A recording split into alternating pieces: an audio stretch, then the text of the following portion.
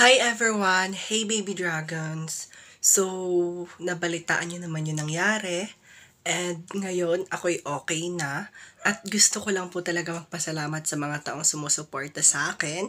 And lalo-lalo na po sa mga taong hindi ako iniwan simula na nangyari ang lahat.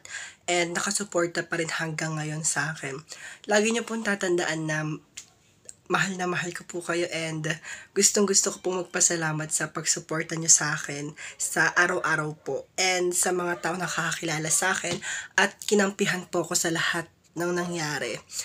Thank you po talaga at tatanawin ko po 'tong utang na loob sa inyong lahat at sana itong December na pagpasok na 'to is maging good news and magandang buwan 'to para sa akin at para sa ating lahat.